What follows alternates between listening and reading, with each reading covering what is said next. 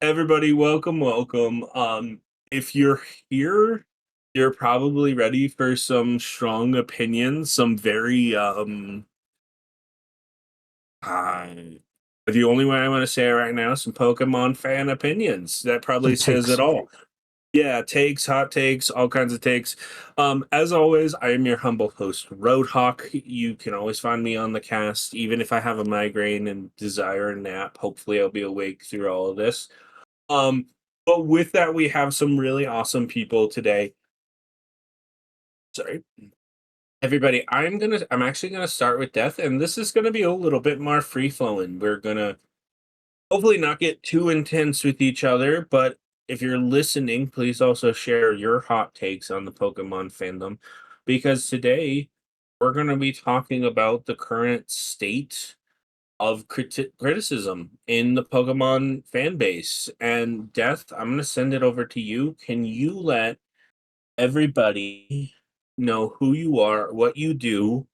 And I have my intro question, and that is, what is one Pokemon game you feel many people hate, but you will go down swinging for?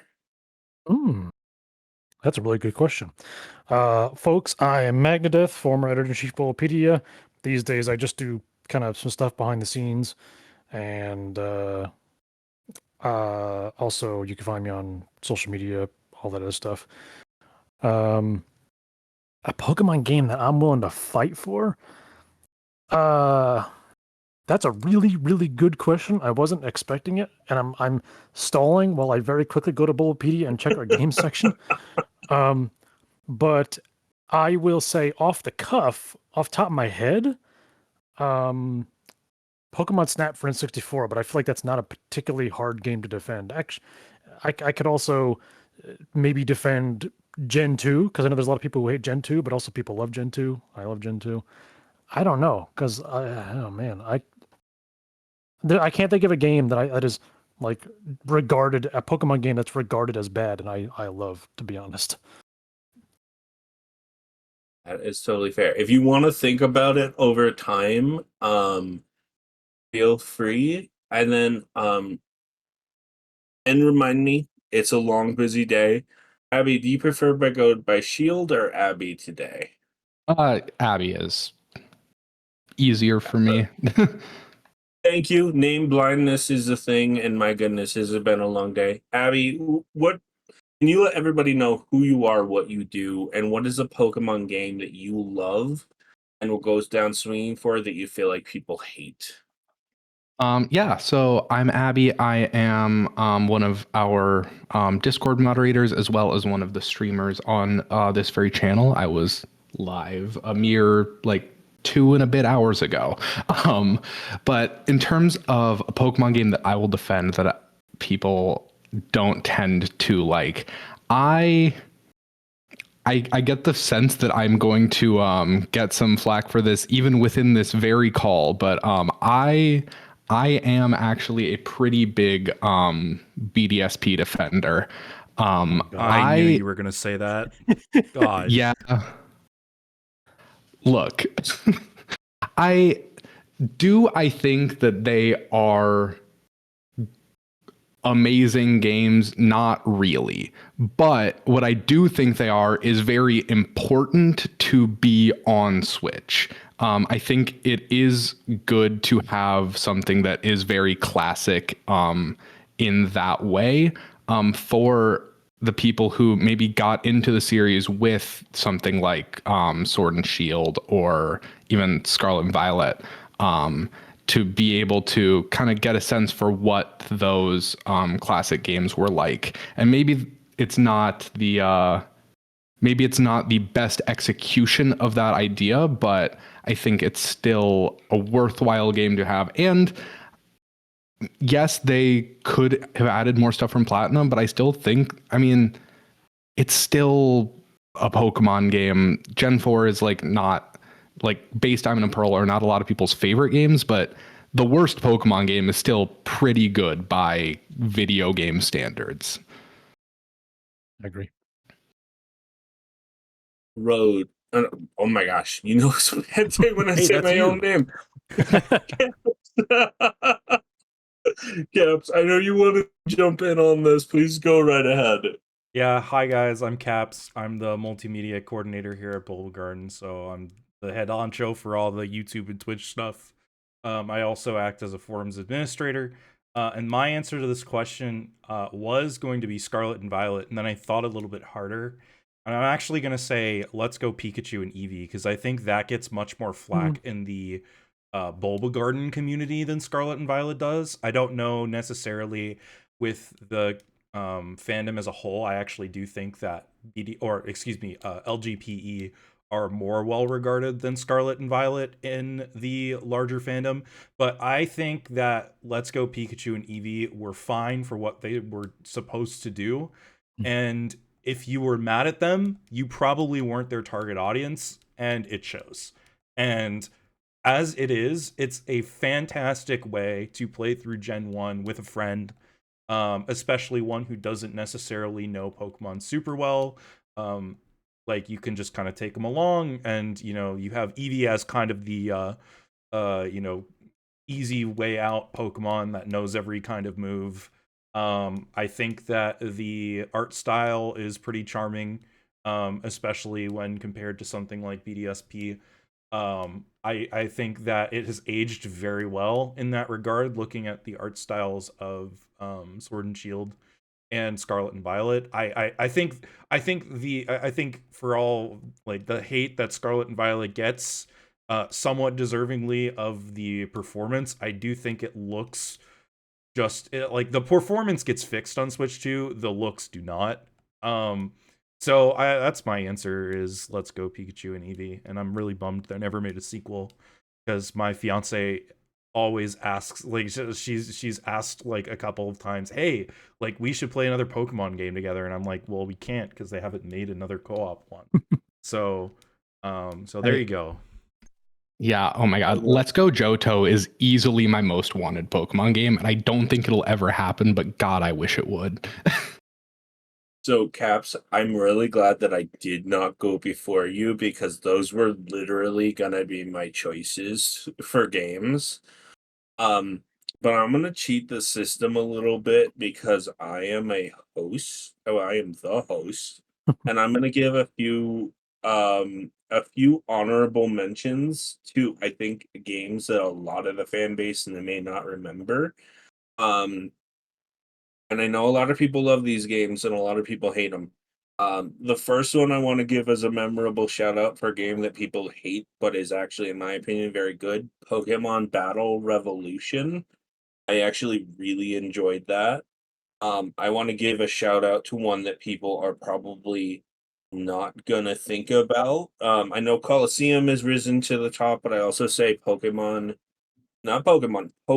Tournament DX, in my opinion, is a really fun fighting game in Pokemon, and in my opinion, one of the most beautiful Pokemon games you've ever gotten. And then something else that I feel like a lot of people have forgotten about, the Pokemon Rumble series. I was obsessed with those games when I was much younger, and I feel like each of those deserves a special shout out. Obviously, there's like the obscure games that people talk about. Well, don't talk about like oh Poke Park, all kinds of stuff. I'm not gonna get into all of them, but I feel like each of those games deserves a special spot. Um, and that's kind of the heart of this. It seems like everybody seems to either hate or love a certain game, and especially lately, it seems as though Pokemon fans have kind of been on the rougher end of kind of as a fandom in general. Honestly, I actually don't spend a lot of time looking online for people's reaction to Pokemon game, but I want to start with a really quick question, and I'm going to start with Death because I know you got a lot of opinions on these things, and then I want to open it up. But Death, to start with you, I'm going to do a two-part question. first off, how much do you actually pay attention to Pokemon as a whole? And I'm going to ask you to be very direct, like as in terms of media, anime, all that kind of stuff. I know you're talking you don't watch the anime to begin with, but do you think the idea of Pokemon diversifying, becoming accessible to a wider range of people is good? Or do you think it hurt the franchise? My focus on the series is very game focused. I used to pay a lot of attention to the TCG, not really much anymore. As I said at the beginning, I religiously watched the original series anime, and then I fell off of that. I've never read the manga, although I hear it's excellent. So yeah, I'm pretty focused on the games, but even then, I don't really pay that much attention to the wider net of it. I just kind of hear what I hear. I don't watch like a lot of Pokemon YouTubers, for example, namely because I've been in this franchise long enough that it's like 5 things you didn't know about Pokemon. And I'm like, yeah, I already knew all these things. But in regards to the Pokemon branching out, I think it's a great idea, and I want Pokemon to branch out because something I've said many times myself is that Pokemon has a lot of potential still in it, despite how big it is and how long it's been around. Well, actually, I'm going to circle back to my own comment. The manga is so often overlooked.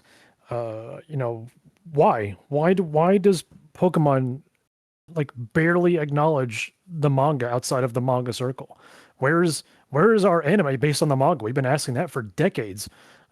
So I do want Pokemon to branch out. I like how they have, you know, all these extra little shorts and all that stuff, but I think my criticism on that is I feel like they're not doing enough, to be honest. And I have some qualms about their branching out within the games themselves, but I feel like we'll probably end up talking about that a little later, so I won't double back.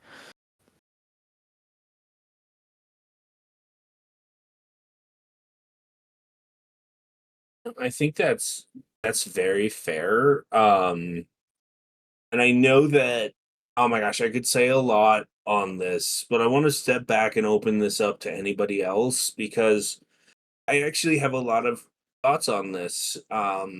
But I will let Abby, even Caps, if you want to jump in here first before I jump in myself. Yeah, I think, I mean, so just in general, I am also very much in the games sphere, and by games, I basically mean the main series and whatever other like console stuff they're doing. Like, you will not catch me playing Go or Masters or Cafe Remix. Like, it's just not the kind of stuff I'm interested in. So, but within the games and the stuff that I do like pay attention to, I am like very much in the weeds. Partially because I kind of have to be, in given that I am keeping up with the Discord as much as I am. So I kind of have to, at the very minimum, like be seeing other people's opinions. So in that sense, I'm involved, but I try not to get super involved in like proper argument about the games. Like there's a lot broader discourse that I kind of stay away from because it's just not productive or interesting to me. I have better things to be doing with my time. But I will definitely keep up with news a lot. I would say in terms of like how Pokemon has expanded, I think it is cool what they've been doing. I mean, Pokopia especially is like a great step in terms of diversifying the kinds of games they're making. And that ended up being a huge hit for a lot of people, even those who don't necessarily care about either Pokemon or like life sim stuff. I think it kind of worked for both of those individual audiences. I think there are a lot more games that could do that that they haven't really tapped into. Like they've been every so often, like they're announcing new game projects, and then it's like mobile thing that wants info, and that's kind of about it. I know we talked in the Pokopia cast about how it was kind of a big deal that this was a new, proper, big spin-off for the first time in a while. And I think, especially with kind of the new surge of popularity around the recent generations, and especially I think we're going to see that from Champions, I think they have a good opportunity to kind of get their feelers kind of wider, and grab some more audience from that. Yeah, in terms of diversification, I feel like they're certainly doing a better job than they were. Even going into their mobile offerings, Champions is a good point. Putting that on mobile is going to be so big in getting more people involved in the competitive scene. Whether it's people who thought they were, not able to access it for whatever reason, or people who like haven't even played Pokemon ever and just see the game and they're like, oh, we tried Pokemon Champion, sure, why not? Like I think that's definitely a good point there, and that they could do a lot better. But they are certainly expanding in all realms. I mean, like, they're trying to even capture the audience of, like, I don't know, sleep tracker apps with Pokemon Sleep. It's like they're really going out there with nothing is off the table, it seems. But yeah, in terms of like how I interact with the community, I'm also like, we don't have a very diverse panel in that respect, talking about diversity, because I don't really interact with much besides the games either. Occasionally the TCG, but not too much. And I think over time, it's been like in the sphere, like the discussion around the games has been, I think, slowly growing more and more negative, as Pokemon has gotten bigger and bigger, and has also become a much more frequent franchise. You have people who aren't in the community talking about these games and critiquing them. And you've got people who are in the community talking about these games and critiquing them. And a lot of the people in the community have, existed in the community for a long time. So, that a lot of that criticism tends to go towards, the negative and a lot of the nostalgia side of things. And we'll talk about that more later, I'm sure. But I think I'm probably a little bit off base here in terms of focusing on the question. But I mean, like, yeah, I don't know. I try not to engage too much with the greater kind of discourse and the greater Pokemon fandom too much. But when I see it, it's often presented to me in a way where I did not ask for it, and a lot of it does piss me off a lot. A lot of the discourse and the in and outside of the fandom with regards to the modern Pokemon games, I think is it can be pretty frustrating as somebody who's been a fan for a long time and enjoys the vibes of Pokemon and just like making friends with little guys. And not to say that it doesn't need its criticism, but like, I think there's criticism, there's constructive criticism, and there's criticism for the sake of criticism, and the Pokemon community has both. And we need to do more of the former and less of the latter. That's my answer on that. Yeah, and I think, Caps, you said that incredibly well, and we're gonna dive on a lot of that, because I'm gonna be honest. I am somebody, and we're like, I'll briefly highlight this. We're gonna talk about the state of gaming reviews and opinions and things, and I kind of what I will say now is I will reference a recent Simpsons episode that I saw that I actually think is a beautiful take on the idea of media in general, which is essentially around the idea. I'm not going to get too heavy into politics here, but essentially, like, the rise of prestige and kind of everything has to be amazing in media, or therefore it is terrible, and there can't be an in between there, I think is part of the issue. And I also think, gosh, there's so much I could say on this. And I think I love the way that we're approaching this, because I have said this from probably before I was even the host. I love that the Pokemon Company is doing new things, because I think we forget as people how copy and paste Pokemon was so explicitly for so long. And not to say that that's a bad thing, because I love Pokemon Let's Go and Pikachu and Eevee. They are, in my opinion, some of the most beautiful Pokemon games we have ever gotten. But at the same time, in this mindset, in this culture of everything has to be amazing, we are kind of building almost like a Jenga situation where if it's not, and I love Pokopia, but I do often see the comparison now being, oh, Pokopia is amazing.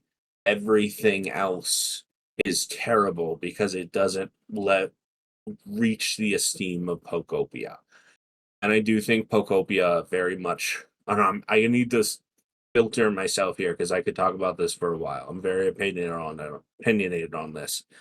Um, but I think when you have a game that does really well and you're producing multiple games, again, nodding to Champions, I know people hate Champions, but from what I've heard from a whole bunch of new players, it is the perfect introduction to competitive Pokemon.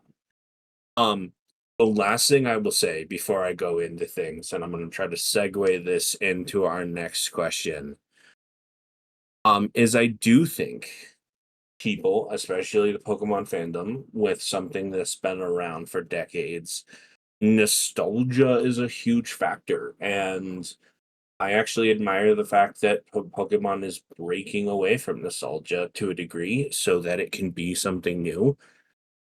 Cough, cough, ADSP, being not to be rude, Abby, but so many people say that ADSP was too copy and paste. And I say that. okay, yep. So diversity, it's a good thing. Breaking that mold is a good thing. And Abby, I actually want to start with you if you have thoughts on this. And I'm gonna slowly as we go, I'm gonna open this up, stop asking people all the time to speak up. So please feel free.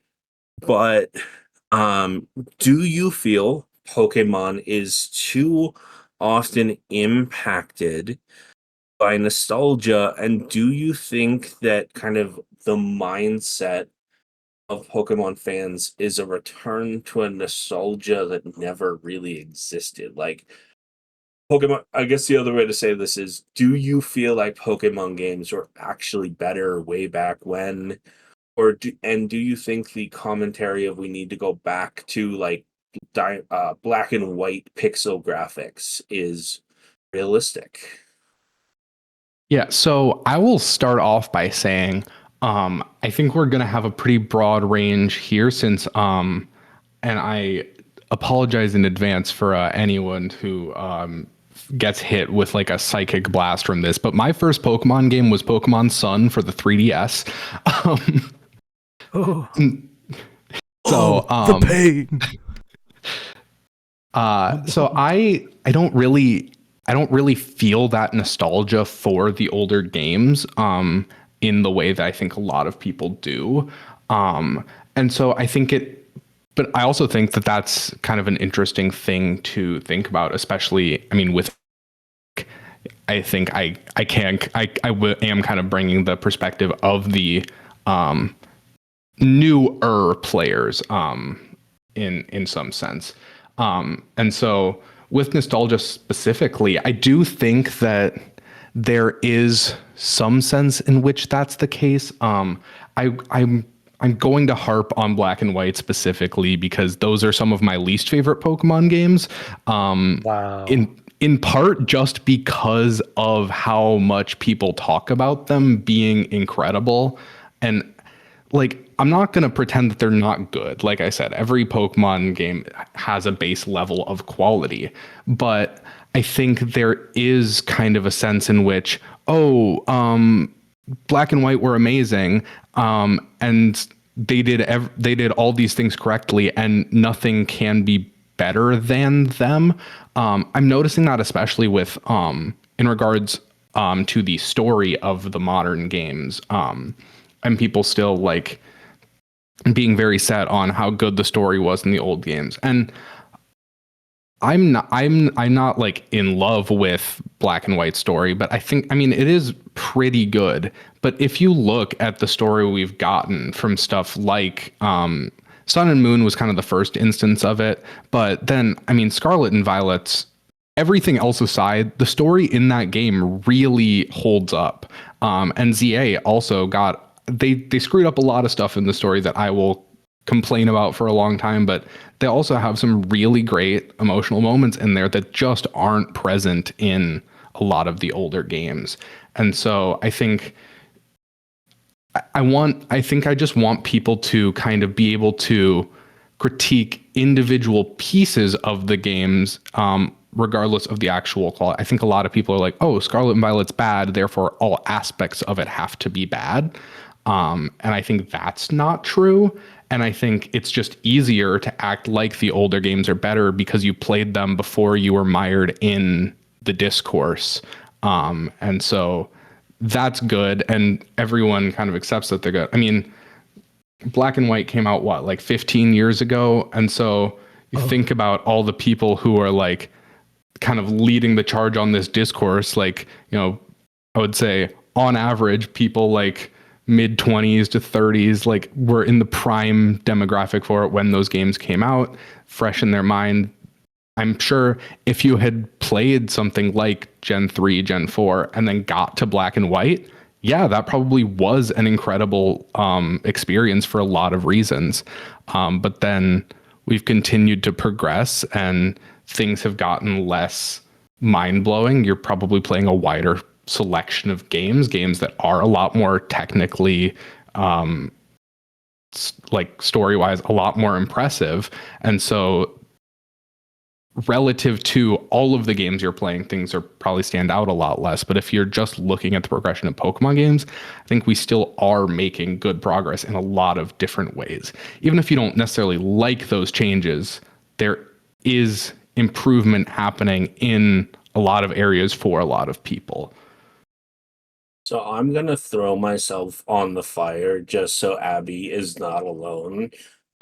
Just to help because I heard I heard Death and Caps's groans in there, and Abby, I am not gonna let you be alone on this.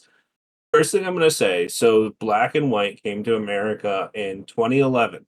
So not only do I feel old, but it has been a while. I wanna highlight a couple things, and I think there was something a lot of things you said really well. And I do want to say, I think to add and to agree with you, there are people who forget how big of a graphical upgrade Black and White were to Diamond and Pearl. And when we got to like oh god, Castelia City, I think it is. Mhm. Just seeing that towering skyscraper, that is forever imprinted on my mind. I also want to shout out because I feel like I am a Sun and Moon apologist at this point on this cast. Um, I still think Sun and Moon had probably one of the most not like world shaping storylines, but it had a really dark family dramatic storytelling to it. Like Lusamine, like when I first saw Lusamine freezing Pokemon, and I'm sure they probably played it up as like, oh, they're not, you know, what's the term I want to use? They're not going to be able to use attacks anymore. That is the way I'm going to say it, so we don't get in trouble. But she was brutal, and Lusamine is probably one of the most evil characters we have ever gotten in a Pokemon game. Yes, there's Cyrus. His whole thing probably could have been solved by therapy, to be honest, but that's true of many Pokemon characters. But I will say I agree on those points, and I to this day I will say watching Lily fight her mom is one of the darkest things that we've seen, especially getting absorbed by a Pokemon and becoming a toxic human amalgamation is a notable thing. So, anyways, I have defended Abby. I will step back, let anyone else jump in. I mean, you got So, something to say, Death, Caps? Go. You want me to go? You first, I'll go after. Listen, folks.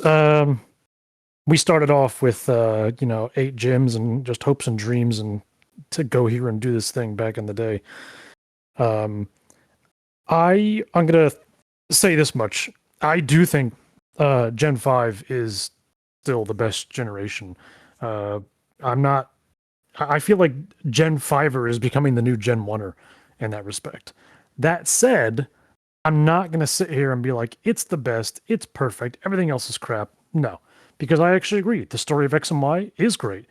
And some of the characters and storylines of Scarlet and Violet are great. There's still facets of the series to this day I think are great here and there. I won't go into detail now, but I think the story of ZA was mishandled at best. But to at least focus on Gen 5 real quick, I don't think Black and White are actually that good story-wise. It's only when you combine them with Black 2, White 2 where it really shines. But that's kind of saying that feels disingenuous to be like, oh yeah, Black and White are great because you have to play another game to get the whole story. No, that doesn't work. Black and White, in fact, actually have a story beat that I truly hate. And it is spoilers for anybody out there who hasn't played Black and White.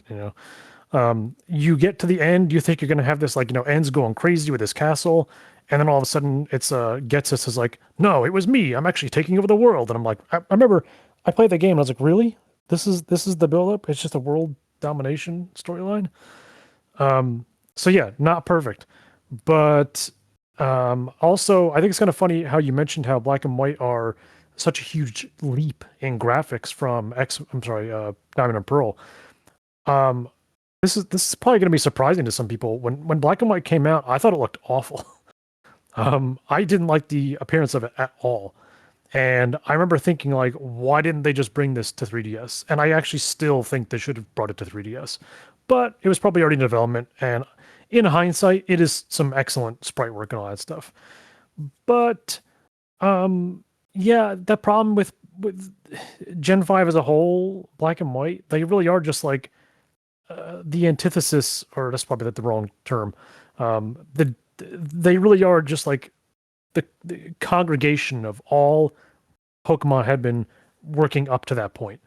And I think that they still stand up as a testament to how good the franchise was in the 2D era. They're almost like, yeah, they're there as to show what they could really do.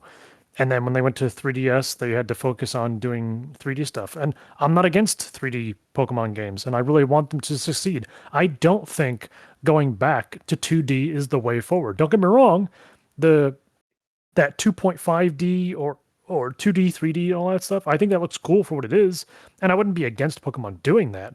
But I'm also totally on board with 3D because this is where I have to use I have to throw my age into the ring because spoiler alert for those who don't know, I'm almost 40. I'm gonna die soon. I'm old. I was dreaming of seeing Pokemon in 3D back when I was playing Red and Blue and Gold and Silver. So to see Pokemon in 3D to this day it feels to me like an actual evolution of the franchise because that's exactly what it is. I was dreaming of a Pokemon game on N64 in the 3D style of Pokemon Stadium. And I was like, why couldn't we do this? I was young and dumb and didn't understand Pokemon game development. But yeah, and then we got Kalo and XD, and that's a whole different topic of discussion. But yeah, I want them to keep pushing forward with it, and I won't keep going because I've been talking too long. But I'll say this much is, if they want to keep pushing 3D, they need to keep up with the times in both performance and fidelity. And I will define that briefly by saying performance is pretty self-explanatory. We all know that Scarlet and Violet ran like absolute garbage, and they seem to have learned their lesson because I played Legend ZA on a Switch 1, and it runs fine. It actually runs totally no problem. Granted, there's only about 5 things on screen at any given time, but whatever. But they still need to step it up, in my opinion, when it comes to things like textures and fine details. And I'm not expecting 50, 90 level graphics here, but I don't want to see the same building pasted 10 times over. I'll stop talking now. Before we go to you, Caps, I feel like I owe an explanation to everybody who heard me laugh. I want to preface, I am not laughing at the idea of death dying. I am, however, laughing that I'm almost 40 as well, and I can relate to that very much. So I hope that was not. I realized it was completely out of the blue, and I figured I should address it. But Caps, go ahead. Yeah, I think this whole discussion has been very interesting because initially it was kind of like brought up like, oh, I think we're all going to disagree with each other on this. Like it's just going to be me and Death versus Abby and Rhode.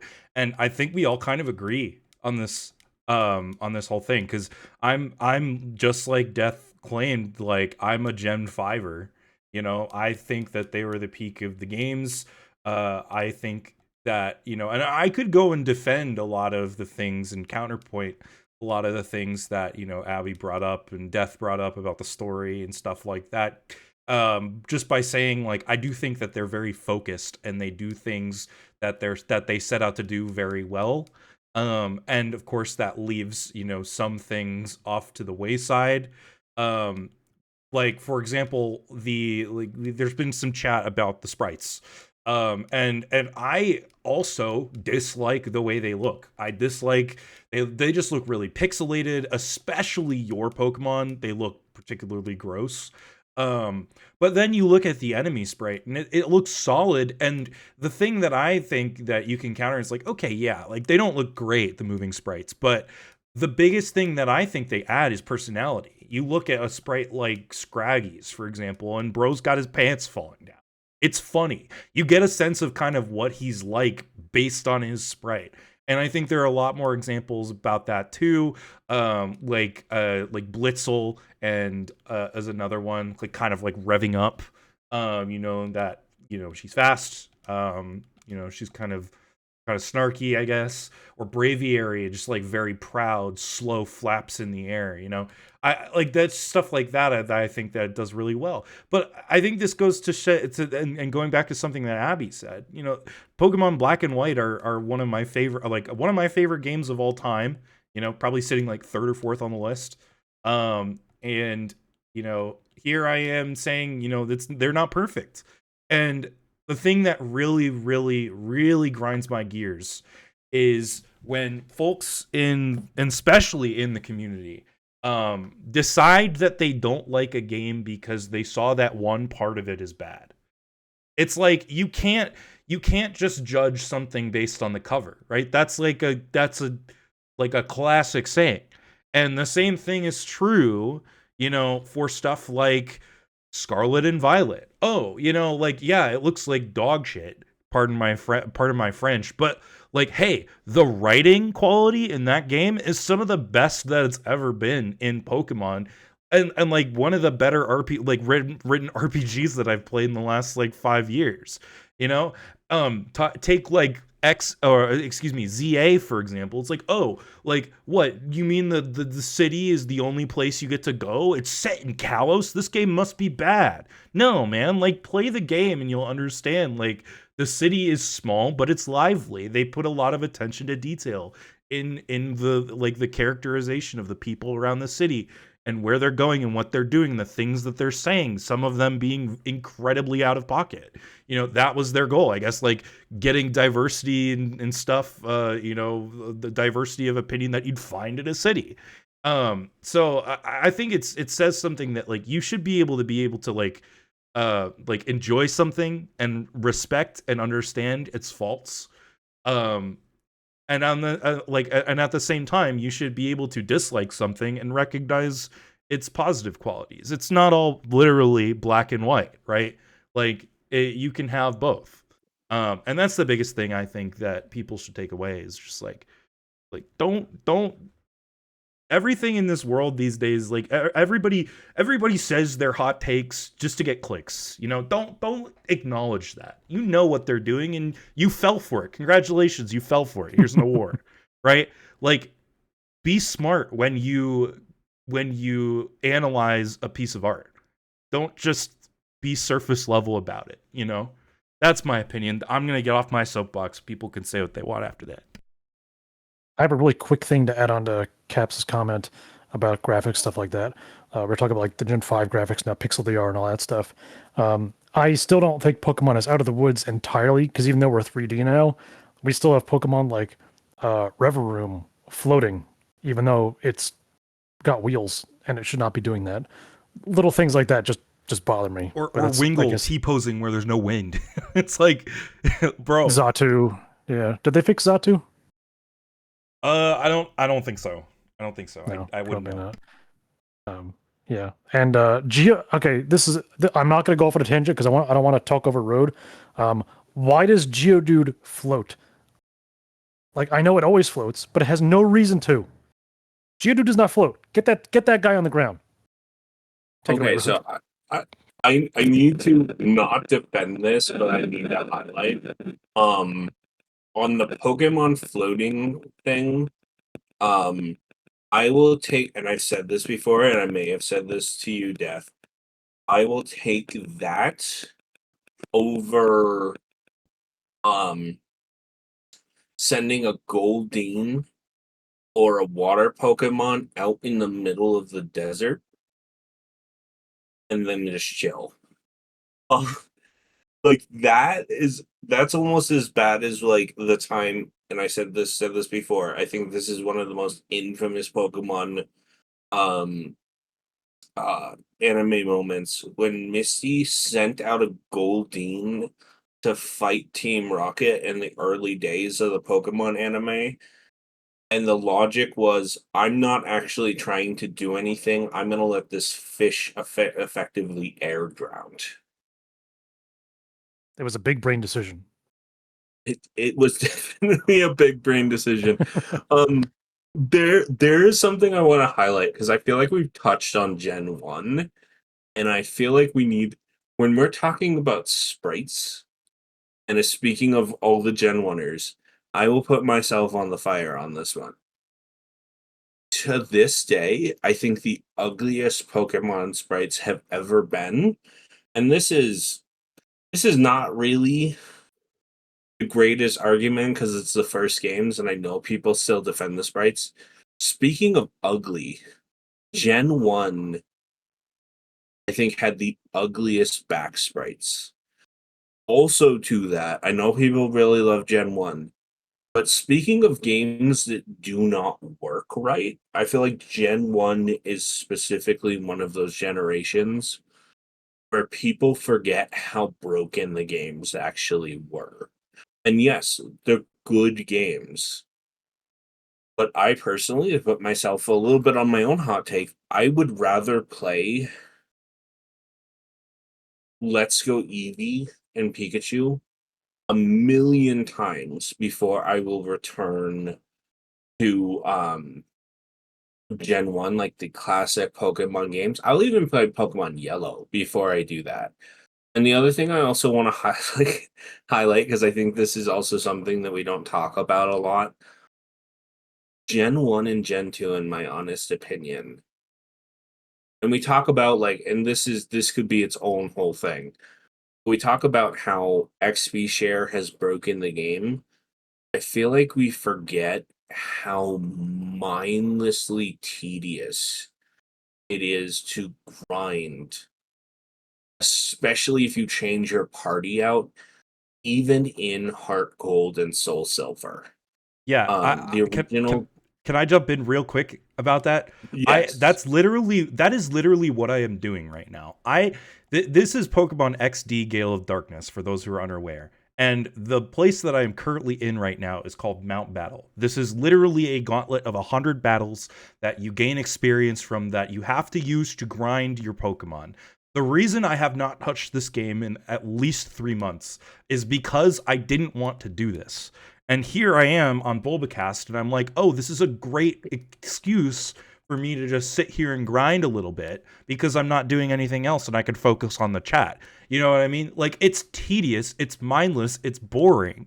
You know, it's so boring that I didn't touch this game for 3 months and had to wait for a situation where it was actually, you know, reasonable for me to do in order to do it.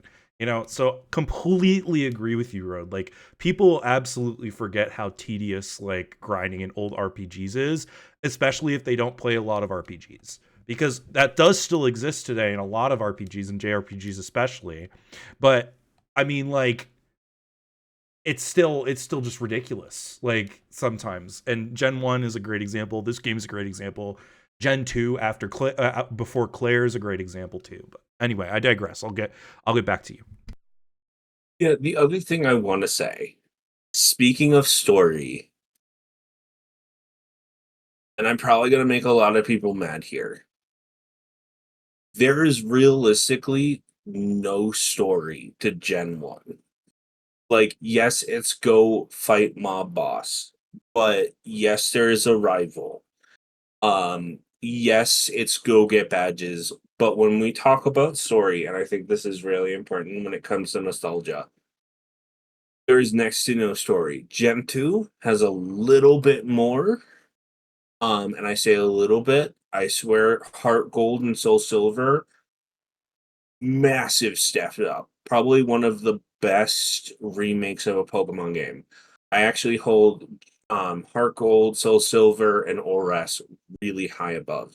But this is also part of the reason why they've been remaking past games.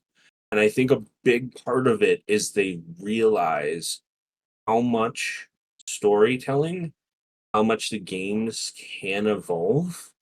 And I think they fully understand that a lot of people go off of nostalgia and they go and they love the games, but they may not actually even play the games. I'll put myself on the fire even more. I cannot stand Gen 4. Diamond and Pearl are some of my least favorite Pokemon games. And I think the fact that BDSP is so hated, and I'll say this for you, Abby, I think part of the reason BDSP is so hated is because it is so reminiscent of how bad Diamond and Pearl are. But I think a lot of people will not admit to themselves that the original games are bad because there's so many people who go down swinging for Diamond and Pearl. But I think they forget to separate Platinum from Diamond and Pearl. Then the argument there is then also, oh, but you know, then they should have remade Platinum, and that's a whole different can of worms I'm not going to get into. All I will say is, no, they shouldn't have. They never did that before, and that's what Legends Arceus was for. Yeah, did you? I want to move us on to another question here soon, but I know you want to say some things on that. I'm sorry, did I talk over you? Were you talking about me? I thought you had sent I thought you had wanted to comment on what I was saying. Yes. When you were talking about how you think Gen 1 is awful and broken and all that stuff, which it totally is, 100%. But I think Gen 1's brokenness is broken in a, this is going to be crazy to some people, in a less disruptive way than Scarlet and Violet. Because you can play through a game of Gen 1 and you're going to encounter glitches. You just won't realize it because the game truly is that broken. But they aren't disruptively broken. Whereas Scarlet and Violet doesn't know if it wants to run. We're talking Switch 1, obviously. It doesn't know if it wants to run at 10 FPS or 20 FPS. So and I'm not kidding about this, I would play Gen 1 10 times before I play Scarlet and Violet again on a Switch 1, to be clear. But I also understand that people don't like how archaic teehee Gen 1 is. But I grew up with it, so I guess I'm pretty used to it. And I really want to comment on how you mentioned how Gen 1 and 2 have like a paper thin story, like it's really basic, and you say they stepped it up for later generations. They sure did, and I would much rather have a Gen 1 or 2 story. I love how it's simple and easy to follow, but it doesn't get disruptive. And something that might be touched on later, but I'm going to touch on it now real quick, is one of the reasons that I absolutely hate Sword and Shield story is because it is shoved in your face at every opportunity and you never feel like you have any say in what's going on. And I'm going to directly reference the point where the explosion happens and you get the redheaded girl and the champion. Actually, I can't remember their names. They're Sonya like, and Leon. yes, thank you. They're like, oh wow, there's an explosion. Don't worry, we'll take a look at that. You just keep on going tackling gyms. Or And I'm like, just no, like, I'm. there's I'm an like, I'm supposed- explosion, blank Yeah. screen. It's like, Yeah. what the hell, man? I want to see Yeah. it. There's an explosion. Apparently, they're like, oh my god, an entire location was leveled. Just go keep fighting gyms though. Don't worry about it. And I'm like, no. So this is where I we've got this dichotomy is the wrong word. I'm sorry, my brain is going in 5 different directions. This disconnect, that's the word, where like are the stories too people don't like it when they're too simple, like Gen 1 and 2, which I love, but then they're getting so complicated that they're shoving the player aside because they don't want the player involved. They just want to tell a story. Obviously, they fixed that with Scarlet and Violet to a degree, and I think they actually kind of got worse for Legends ZA, but that's another topic. But yeah, I actually love the simplicity of Gen 1 and 2 storyline and replaying Heart Gold Soul Silver, which yes, they're amazing games. They're not perfect, unfortunately, but I still think they're amazing. I loved playing those games. I played Heart Gold and Soul Silver multiple times because they're just so easy to pick up and play because you don't have to worry about where you are in the story. And I think that is something that some people either don't realize or don't agree with, and that's fine. But that's just my take on it. I could keep going, but I'm going to shut up. Before we go to community questions and things, I've had a running headcanon, and I'd really love to know your thought or everybody's thought on this.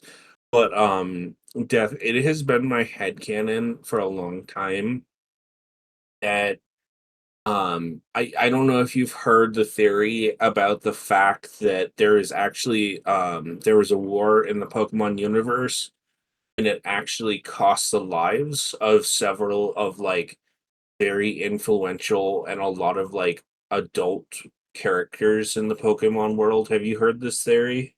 I'm aware of the war. I mean, it's canon that there's been several wars, but if Um, there's a specific fan theory, I don't know if I'm familiar with that one. so the theory is because so famously Pokemon is like there was something massive that happened. And part of the reason why the main character, like it's a lot of it's headcanon and it's kind of flimsily held together. Right. But that there's been so many wars in the Pokemon world that the population got reduced down. And so like Pokemon trainers are kind of unofficially expected to be the police of the Pokemon world. And whether or not it's true, it's probably not.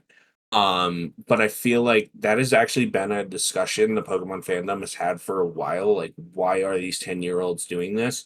And I feel like the story in not Scarlet and Violet, Sword and Shield, and it tells you how much I don't like Sword and Shield because I didn't even think about that in this entire conversation.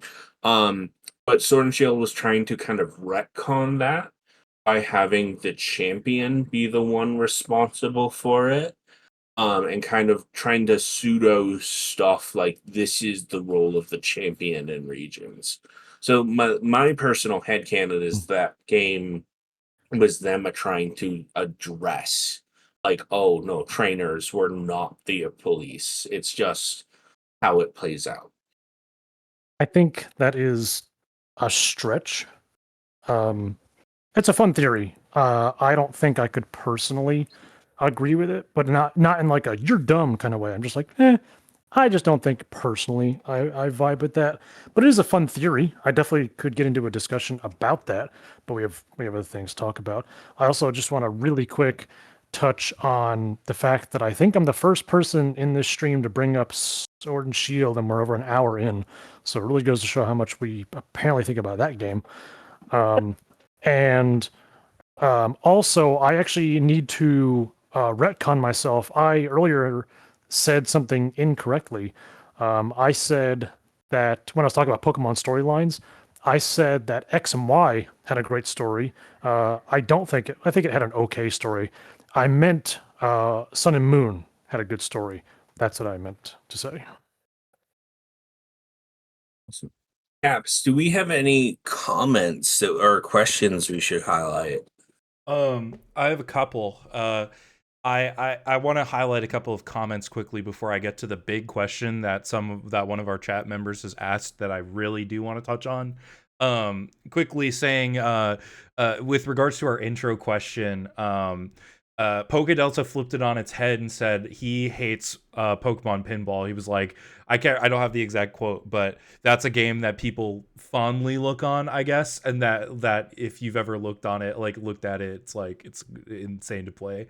And I don't actually have an opinion on that. I just wanted to highlight it because it was a unique game, but also that like I I would agree with you based on what I've seen from Archaic streaming that game, specifically the Ruby and Sapphire version, that it just seems so unbearable to play.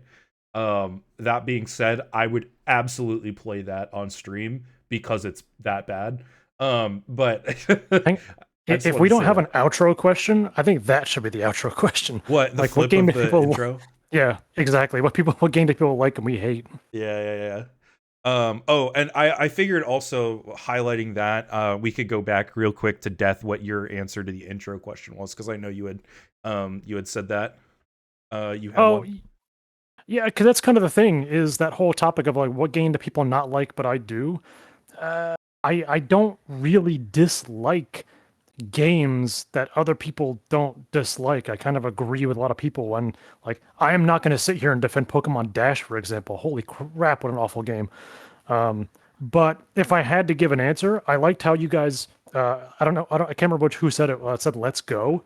I actually don't hate "Let's Go," and I also agree. I would have loved a "Let's Go" Johto, and I guess my true answer, because I said like Pokemon Snap N64, which I still stand behind.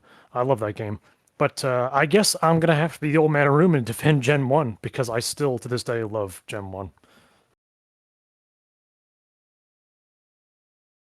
The other two comments I wanted to highlight were Donut and Non earlier. We were talking about the manga, and Donut and Non had said that they would have liked to see an adaptation of PLA into a manga.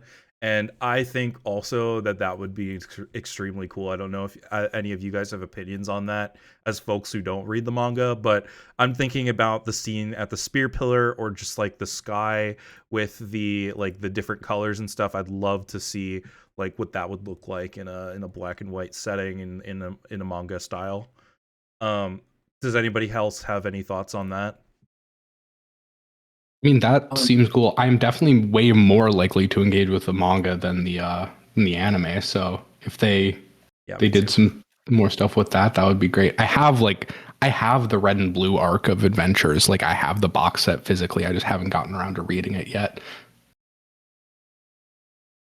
If I had to choose a scene in Pokemon that I would like, I haven't read the Unova Pokemon manga in a while. I'm not gonna say.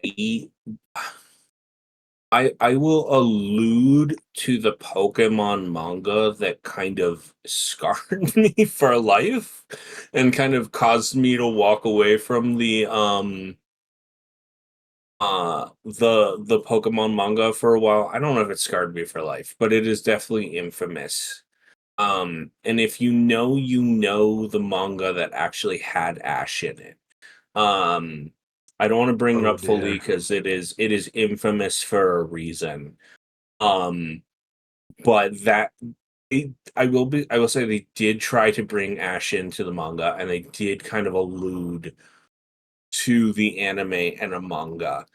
Um, but if I had to choose a scene that I would really want to see, honestly, I don't know if I'd go with a specific scene, but I think it'd be really cool to have like I don't want to say a true mangaka just write it, but like I would really love to see somebody like maybe the author of JJK take a swing. And we've alluded to a horror Pokemon series for a long time on this cast, many different times. But I would love to see like a true teen horror Pokemon manga come around because I feel like that would be a heck of a story. Yeah, I think that would be pretty interesting too. I mean, like we've talked on the cast before about how much Pokemon has like a lot of light horror elements that have like a lot of potential. And seeing that, I think a manga would be a great way to see that in an adaptation. Um, Quickly moving along, I also wanted to mention Hope Flake's comment. Since they pinged me, they've been giving some good takes and some fun discussion in chat as well. So shout out Hope Flakes. This was in response to something that one of you, Death or Road, said about the ridiculousness of how annoying things are to grind in games. That Was was you. specifically even Heart Gold, Soul Silver, but the balancing in that game is bad. So I was just curious if you guys had a response to that in terms of like, well, maybe that's like a reason why the grind in that game is particularly bad, or if there's another response you have to that. I'm gonna jump in and I'm gonna say yes, Heart Gold, Soul Silver have bad balancing, but it wasn't just those games. Like, yes, Fire Red and Leaf Green, thank goodness, have the Versus Seeker. And there are other games who have things. I would say grinding in Pokemon, it was better by about Diamond and Pearl. Um, Definitely, like, there's the Autonos in Black and White, to mention Black and White, which give a massive boost to HP and cut that down substantially. I don't think it's just Heart Gold and Silver Gen 1 and 2. Before we really started to get like the XP share on a more boosted nature, um, I think it was a real problem. I will also say to this, um, I think part of the problem with the Versus Seeker was it was such a radical change so quickly. Do you Like mean the it experience share? Yeah, the experience share. Thank you. Yeah, that was like it went from mindless grind, and yes, the autonos make it so much easier in Black and White. If you don't know that trick, you run around in a space for a little bit until the grass shakes, and you get an autono, and it gives you ridiculous XP. And you can do that as many times as you want.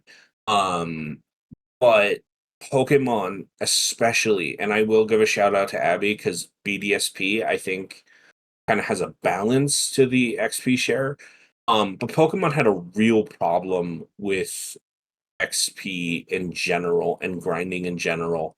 And to finish this, I think if they had kind of nuanced the XP share a little bit more and fine-tuned it so it wasn't such a culture shock, it would be accepted a little bit more. Death, I know you want to talk about this too, so go ahead. Yeah, I'm gonna. I'll hold back a little bit because I'm quite positive what the last question you're gonna ask in regards from the chat. But in terms of the grinding of earlier games, I've never had a problem with it, and I've played Gen 1 and 2 many, many times. But I think part of the problem is, and Rode actually touched on this, when you swap out members, it becomes a problem. Because as much as I think it's less of a problem in Gen 1, but it is definitely a problem in Gen 2, especially after you beat the Elite Four the first time. That game has Gold and Silver and Crystal have a terrible level curve. It's embarrassingly awful. And Hard Gold Still Silver does fix it to a degree, but not enough. However, it's never really been a problem for me personally because I always pre-plan my teams, and as long as you have a team, you stick with the team, and you defeat all the trainers as you go, you won't have problems. And I think that's where people run into problems is they swap out Pokemon like later on. And that's not really anybody being right or wrong. That's just, my playstyle versus somebody else's playstyle.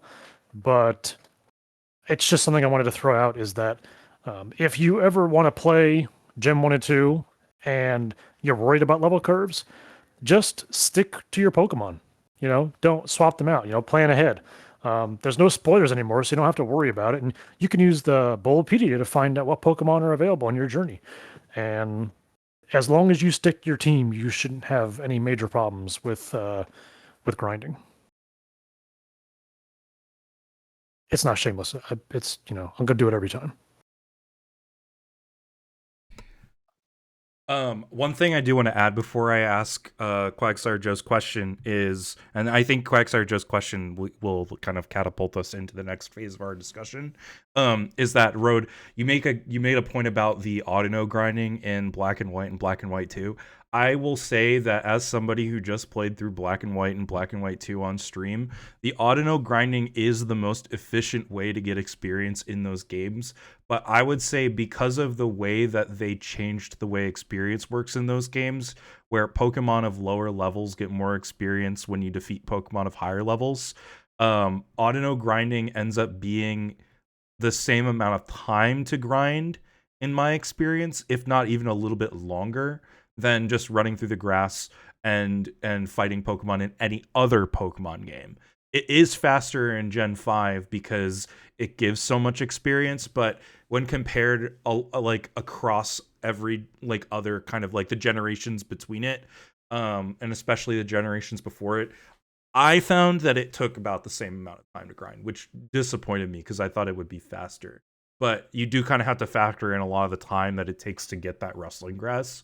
I just wanted the to law note of diminishing returns. Yeah, diminishing returns, exactly.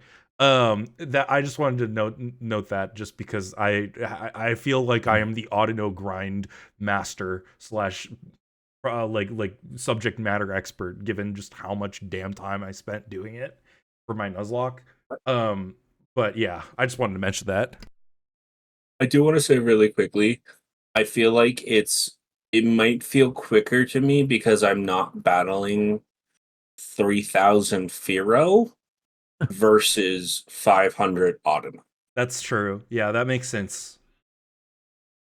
Okay, so getting to the next question, the last chat questions comes from Quagsire Joe.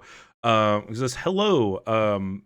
I just wanted to ask. He had been lurking, and he wanted to ask, what are your thoughts on the common critique that modern Pokemon games are too easy? I'm curious to know what folks think about this. Abby, do you want to jump in first? Because I feel like the three of us have been kind of riffing.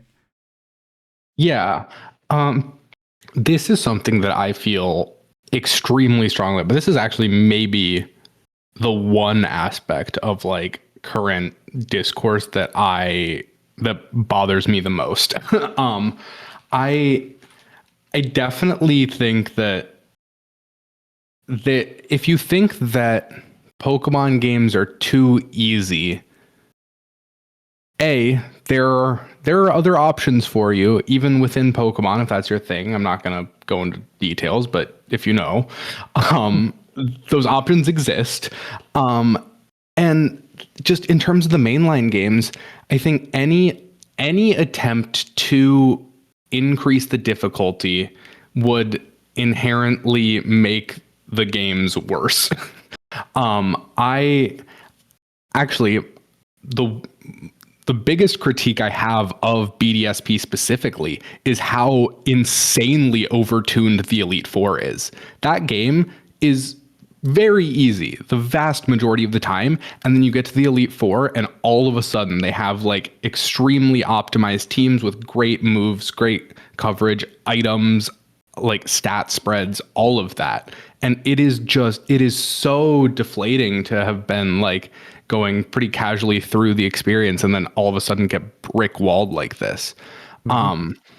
But I think more generally, even in a game where the difficulty is more consistent, I still just don't enjoy it. And this is to say nothing about like, oh, you know, for the kids who are playing it and we want them to have a good experience. And like, you know, if someone's first game is, you know, the most recent game, they shouldn't get blown off by it just because of, you know, the like adult fans who want more challenge because they've been playing the games for 30 years. And so I think there's that sense, but then also just personally, I have no desire for the games to be difficult. If I wanted a difficult RPG, well, first of all, I just don't, but if I did, I would play a difficult RPG. The whole appeal to me of Pokemon is just the idea that I am going on an adventure with these creatures and we're having a good time.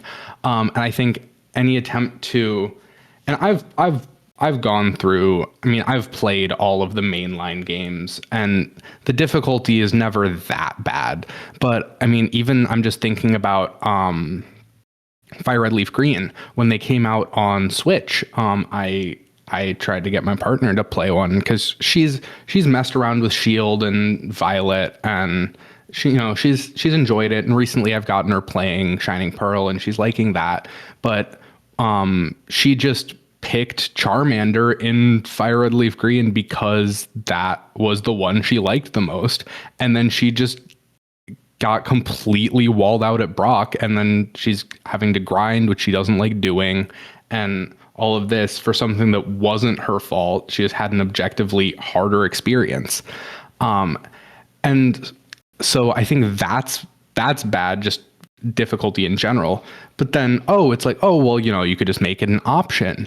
But I don't know that you really could without it breaking other stuff. You know, you have, you will have like, you know, there are a couple of options for like how to make a game more difficult. First of all, you know, you could just bump up all the levels. That sucks for so many reasons. But you know, it's kind of the naive solution. And then the other solution is you go in and you tailor all of the stats and items and moves of all the trainers to make them more difficult. And that also just, first of all, it means that people are having substantially different experiences beyond just like, you know, spending a little extra time grinding. These are fully different teams. But then that also means that the developers are having to make a bunch of fully different teams. And if you're already worried about these games dev cycles being too short and stuff coming out unfinished, I feel like the last thing you would want them to do is have to make all the battles in the games like 2 or 3 times. So I don't understand the complaints there. And in regards to XP share specifically, I think that's kind of the common critique for difficulty. Do I think that you should be able to turn it off? Yes. I don't understand why that's not even an option. But I also I don't think it's nearly as game breaking as people say. I've had people talk about how they're like grossly over leveled for like casual stuff. And it's just not, I just have never found that to be the case for me, even with sticking with one team from the start. Like the experience is just never that big of a deal. And if I am a little over leveled, so what? Like I said, the whole point is never about these battles being particularly challenging in the first place. So I don't know that it's really a problem. And I would also say, I think if there were to be these hard modes, there would be kind of some sort of pressure that, and I'm probably projecting a little here and like being very defensive, but I think there would be kind of a thing of like, oh, well, if you didn't play at the hardest difficulty, then you don't really get a say on like whatever, like all that gatekeeping garbage.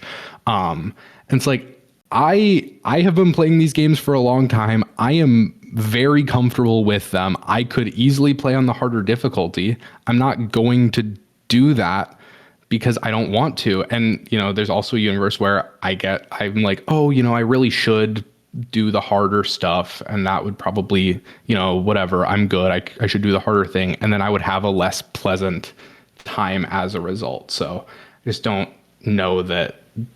I just don't know that there's a way to increase the difficulty in a way that feels fun. Because the old games are also not hard. Like, they just aren't.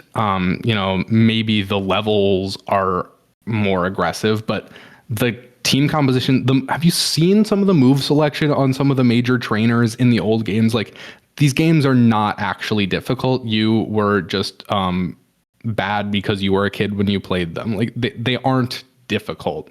I don't think they have gotten significantly easier. The XP share is just easy to blame for that, but even then I don't think it's actually a problem.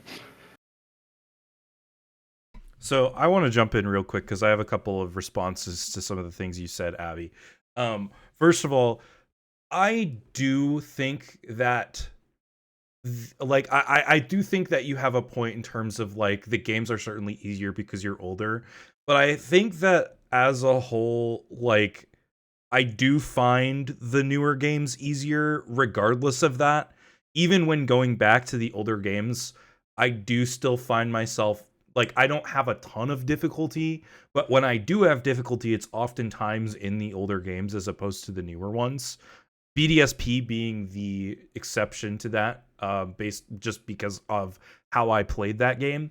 But with that said, I think, and the question I think also and you brought up the experience share.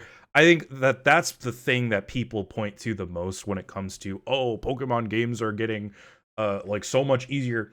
I just want to point out that like every other major RPG series that has a party system has an experience share all, like an XP all in it. You look at Final Fantasy VII Remake, you look at like Ys. I just played Ys 8, and that had a system where everybody in the party gets experience even if they don't participate in battles.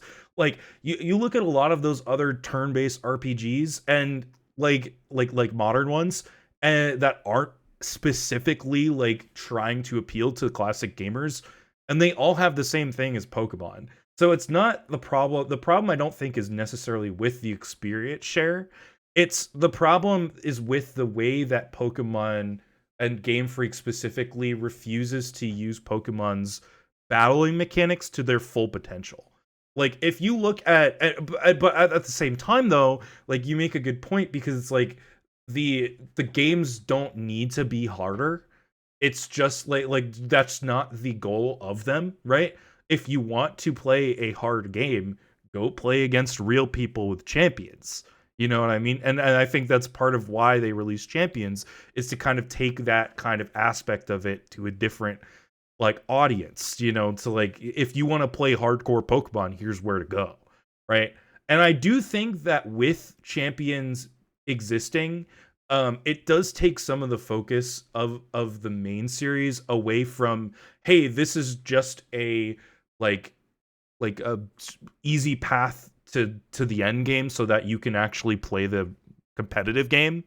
And so I think because of that, I think we'll start to see quote unquote harder main stories going forwards. But I think that the experience share like problem is kind of blown out of proportion for that reason. I'll get off my soapbox and let Death and Road talk, because they probably have more interesting things to say, but that's all I wanted to say on that. Death, do you mind if I go first? Go right ahead. So there's a couple things I think really interesting About this. I think all of this is accurate. There's a couple things I want to mention. And I know that there's been some controversial takes from the Pokemon company in general around this. But I think that like something that has not been brought up are things like Nuzlocks and deathless locks and things that people can implement. And we as a just like on the term of difficulty, there are ways to make Pokemon far harder. Like you can go the what is it, the hardcore Nuzlocke rules of no switching in battle. You can do no potions in battle. Um there are a lot of ways in which the Pokemon company hasn't implemented things that we can as fans. The other thing I want to say really quickly, and I've talked about this is one of my most infamous moments in Pokemon, and people who have listened before probably know that I'm going to say. But regarding Sword and Shield, there's actually two different versions of this I want to bring up. One of them is Leon is the only champion that I have ever one-shotted the ace Pokemon. So I had not even G-Max, just Giganta. Is it Gigantamax? No, I can't even. Wow, I'm so out of touch with those games. Um, anyways, I had Big Inteleon rain up, and I used Snipe Shot, and I was low health, so I had Torrent going, and Inteleon decimated G-Max Charizard, full health and nothing. And I think at that point, I was like, "Oh wow, I kind of get the like." It didn't feel like I earned it. It didn't feel good. It felt very cheaty, and I could have easily chosen Rillaboom for that fight or Cinderace. Um, I will say, and something else that hasn't been brought up, the DLC of Pokemon, I think, is also where the game gets a lot harder. Um, I remember Battle Rider Calrex. All of my team was in within like 2 levels of 100 or 2 levels of like it was ridiculously high. And then Shadow Rider Calrex came up and obliterated my team. I had gone all of Sword and Shield without blacking out, and within what was probably like an 8-minute turn, like battle, I had almost lost. I actually had to max revive and heal my Pokemon. Um, Dynamax, Eternatus was really just annoying. But what was the other thing? Oh, speaking of, there was another thing I wanted to say about BDSP. But speaking of difficulty, Scarlet and Violet's DLC, the Blueberry Academy, um, Elite Four. Goodness, was that challenging? That was not easy. I remember reading and people being like, "Oh, it's not going to be that difficult," and then like people were testing the DLC at that point, and like certain pro Pokemon players were having a hard time. The other thing I also want to say on that, because there's a lot that I can get on, but I'm actually going to be largely off my soapbox. But Abby, not even I have a story. I'm probably going to embarrass myself here, but not even just the Elite Four. I have noted that BDSP has really random sharp difficulty checks at very strange points throughout the game. And I say this as somebody who had just beat the first gym leader, and I fought that darn Chatot in the TV building, and I almost waited out after healing. And I have no idea why they decided a Chatot needed to be that powerful.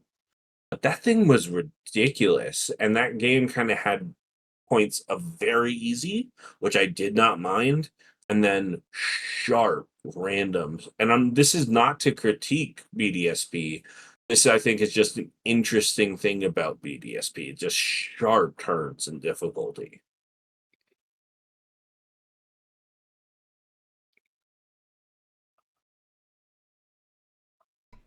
Okay, Mr. Death, I think the floor is yours. I was taking notes, guys. So I'm going to cover a few things real quick. Rode mentioned the BDSP Elite 4. Yeah, that game is so easy. I beat the whole game with unevolved Pokemon because I wanted to give myself even a slight challenge. Literally, the only trainer that caused me any grief was Cynthia. And had I evolved my team, I don't think it would have been too bad. That's not to say that I think Rode is wrong. I still think Rode is correct. I just had a kind of min-maxed team because I'm going to roll that into saying that I've been playing Pokemon long enough that I kind of know what I'm doing. I'm not saying other people don't when they struggle with games, but here's a really tiny, quick little story. Is I was playing Legends EA, and I was streaming it with a friend of mine, and she was like, "Hey, when we get a chance, we should have a battle." I was like, "Yeah, sure." And as she asked me this question, I was like messing with EVs and natures, and she's like, "Oh, maybe we shouldn't because I don't mess with any of that." I do. Even on my story playthroughs, it is part of my enjoyment with the games is I like to search for perfect Pokemon or near perfect. They don't have to be perfect, but I like to look. I like to, you know, train, and I don't like breeding too much, but if I have to, I want Pokemon that have really good, stat setups, even in single player. That's part of my enjoyment of the game, and that makes the rest of the game easier for me. That said, that's what we have fan challenges for. That's what we have, Nuzlocke and all that stuff. That was already touched on. So Pokemon, I think, might be one of the only franchises where you can play the game in so many different ways. If you do find a game too easy, you can absolutely make your own challenge. Yeah, we have other things, trying to beat Mario 64 without jumping or something. But Pokemon, because it has so many creatures available, it really is almost like a blank canvas for making your own challenges. I would argue that Nuzlocke is possibly the best example of a fan difficulty challenge in all of video gaming. That's a big thing to say, but I really can't think of anything from other franchise that hits that, other than maybe like blindfold challenges, but I feel like that's too on the nose. Yeah, actually, I said blindfolding right as Sarek said it in the chat. But it could be argued that people shouldn't have to do that. But even the hardest, I mean, see, Punch Out, one of the hardest games of all time, people are playing it blindfolded. So whether the games are easy or hard, it's always going to be easy for somebody, and it's always going to be hard for somebody. So I think we need to walk that. I think Pokemon should be on the easier side because we are catering to a slightly younger audience. However, Black and White had a hard mode. And Abby was saying that you can't have like a hard mode Pokemon games, and yet we did. We had it. We need to bring it back. It was My locked point, behind. well, I'm sorry. my point wasn't that there wasn't a hard mode. My point is that the hard mode was not very good. But proceed. I'm not trying to sound like I'm stepping on you, because I still think you made a lot of good points and all that stuff. But the point I want to make is that we did have a hard mode. People liked the hard mode. Was it amazing? No, but it was still harder. And why don't we have that? People liked the hard mode. I loved the hard mode. And as Sharking points out in the chat, it was locked behind one of the dumbest things in video gaming history, or you had to beat the game to get hard mode and easy mode. Also, fun fact, it is widely considered, especially in the speedrun community, easy mode is the hardest way to play Black and White because of the leveling mechanics of Black and White. So maybe if you want to challenge, play easy mode, give it a shot. So yeah, I would love to see some hard modes in later games, give all the, the leaders, crazy, competitive teams and whatnot. I would love to see that. But moving on to the next point being the XP share is when XP share was initially introduced, the thing is, I'm not against XP share. I do think that even to this day, it should be an option. I understand that a lot of RPGs, I myself, as Caps is well aware, Persona and Xenoblade both have the situation where if your players aren't, whether they're engaged or not, they're still getting experience. But the point I want to bring up is that those games and similar games like that are very designed and tailored around that. Whereas I feel like Pokemon jumped in a little bit too soon with the XP all, and I was massively overleveled in several games where I had to like put Pokemon in the PC box because they were just getting too overleveled in several games that I've played. I recall it happening a lot to me in Sword and Shield, but as Road accurately pointed out, that game is stupid easy. In fact, it's so stupid easy that I have a link I'm going to share in the chat. I'm sorry, it is a Twitter link, but it's a video that exemplifies my experience with Sword and Shield. You guys can check that out. But yeah, I still want them to have the ability to turn off. I still don't like it being turned on, but I'm not against it being there because that's how I want to play. It's all about choice. It's all about player choice, and I think player choice is paramount. So I'm going to just cover one last thing real quick. The bad Gen 1 movesets. Yeah, this is not a big deal to talk about because, well, let's be honest, it's old news. But Pokemon in Generation 1, specifically Red, Green, and Blue, their movesets were just their level up sets. However, in Yellow, that's when they actually gave the teams unique move pools. So if you haven't played Yellow, honestly, still don't play Yellow. It sucks. I think I'm done now. I love what is shared, but I think we should probably move on to another question. And with that, I think we actually kind of covered quite a bit of what I had planned in a lot of different ways. But I think this also kind of moves us into another element of critique that I think is really important to talk about. And that's actually, and I kind of alluded to this. Goodness. I kind of alluded to this earlier with, everything having to be amazing. And if it's not amazing, the kind of general consensus being that people kind of consider it garbage. The Simpsons episode I mentioned highlighted like prestige television being the best thing and dumb, silly shows can't exist. Or being banned. It was actually a very funny commentary on that. Obviously, it's not banned, but it was in the show. I feel like The Simpsons let us know whether or not that's actually relevant to this conversation.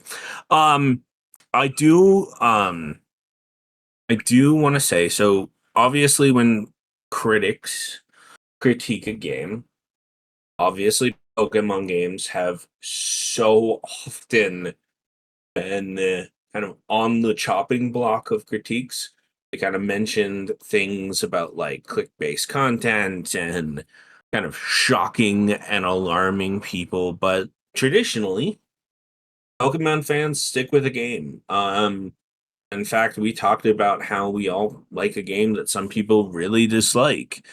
So I'm going to actually start with you, Death, because I feel like this is a great place to jump into this.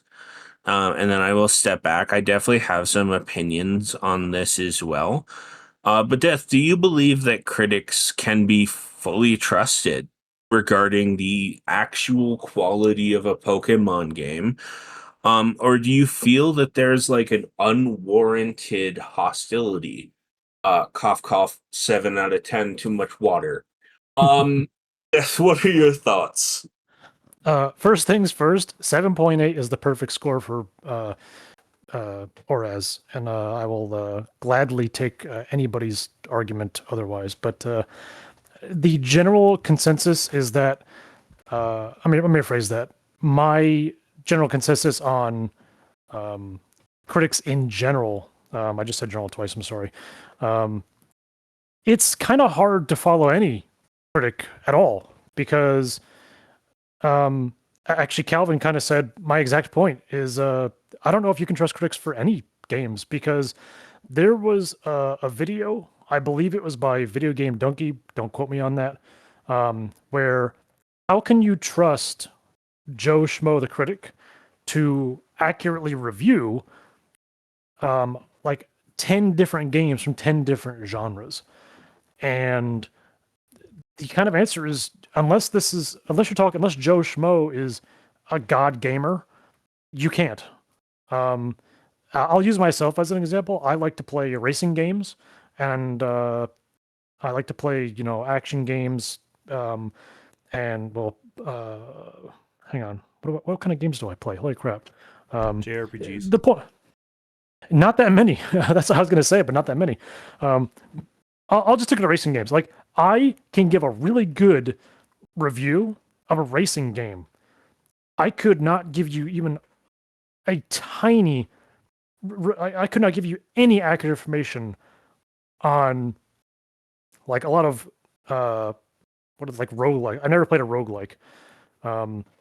So like I think that's the problem is critics in general are, let me rephrase that. Critics from big companies, websites, et cetera, they are too unfocused. And even if you had Joe Schmo, the dedicated RPG review guy, are they a Pokemon fan? And that's where you have to, there's another level to it. I'll use myself as an example. Could I review a sim racing game the same as Mario Kart? Maybe. So to that end, could Joe Schmo, the RPG expert, could he review Pokemon next to Bravely Default or something like that? So, how do we find the middle ground?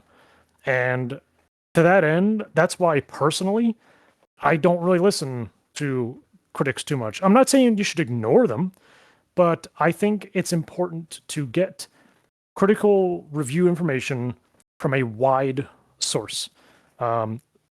Social media, as long as you follow, good people, or YouTubers that you know and trust. And hey, if you want the opinions on Pokemon games, we got our own little community. Go join the Bulbagarden forums or the Discord. So I guess the short answer is I kind of talked myself into no. I was trying to walk the line of like you can and can't trust critics, but I don't honestly think I could say that you could trust critics because you don't know who that critic is. You don't know what they've played.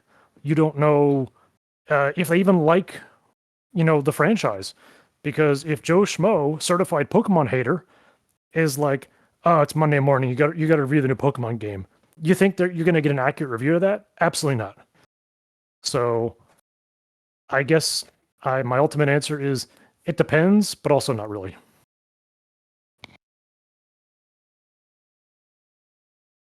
Abby, do you have any thoughts on this? Yeah, I am going to take kind of a different stance here. Not disagreeing with the points that Death made. I think a lot of those are extremely well said and accurate. I mean, yeah, game reviews just in general are kind of a hard thing. I mean, movie reviews are the same way. Like, it's just hard to review something and then it's like, oh, this whole place gave a score. It's not one person gave a score. It's like, even reading like 30 reviews, that's a huge amount of reviews. That's 30 individual people from a game that's going to sell like 10 million copies. Like, it's just not a representative sample of the actual consensus experience. But more than that, I would say that for Pokemon specifically, I would say most of the critique I see and the a lot of the like aggressive opinions don't come from reviews. The reviews are pretty, whatever. They're not great. They're not terrible. I mean, 7.9 out of 10, that's a totally reasonable review for admittedly what is my all-time favorite Pokemon game. I love Oras, but it's a whatever review, which is fine. That's kind of how most Pokemon games score. I think Scarlet and Violet was a little lower because, that was like very noticeably bad. But I need to look something up quick. Give me like 5 seconds. You looking up the review for BDSP? No, I am pulling up the reviews for Pokemon Sword and Shield. Ooh. I think those were pretty high, weren't they? They're like 80s or 8 out of 10. Yes. So on Metacritic, Pokemon Sword is listed at an 80% from official reviews, and the user score is sitting at 4.8. So my point there is like, I feel like on average, game reviewers are actually much more generous than the overall like the general fan sentiment. And obviously, the user score on these sort of sites like is not. It's not particularly accurate. A lot of those scores are biased towards the people who care enough to leave a review, and someone who thought it was like a 7 out of 10 isn't going to do that. But even still, I would say the vast majority of the discourse I see around the quality of these games does not come from reviews. It comes from fans, particularly vocal fans who often have very negative things to say, or very positive things. It's just very, very much on the extremes. And so I feel like a lot of I thought this game was pretty good. It had some issues, it had whatever, but it's a pretty good game. That just doesn't surface a lot. So I think I had to look up the Sword and Shield reviews because I just flat out don't know how critics reviewed it. That's not a thing that I even pay attention to, because it's basically irrelevant for, the kind of stuff, the kind of discourse that I'm involved in.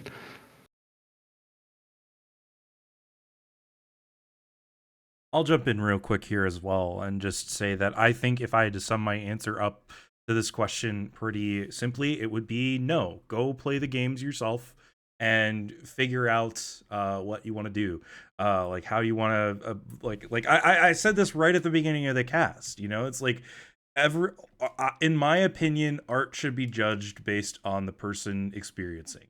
Video games are no different. Now, that also begs the question, okay, well then, how do I know if a game is for me? Do I want to look to reviews to do that? Yeah, sure. You can do that if you want, but that like just because you see a review and it says it's bad doesn't mean you have to agree with it, right? Like maybe you saw a review for a game that the reviewer didn't like, but you thought it looked pretty cool. Like you might want to go and buy that yourself, So it really is just kind of what you make of it, but also just like kind of no. I don't think that reviewers can really be trusted with anything because the truest judgment of something comes from yourself, right? To further that point, I go to what I believe Abby was saying earlier in her statement, which was, these review scores are made by, or it was Death. Excuse me, it was Death. These review scores are made by one person who's gonna experience like the game. Actually, I think both of you said, but anyway, like this is one person out of the millions of people who are gonna play the game. Maybe that reviewer, had something going on, and maybe like God forbid, like their parents died while they were playing this game. Like maybe that's gonna impact their review score.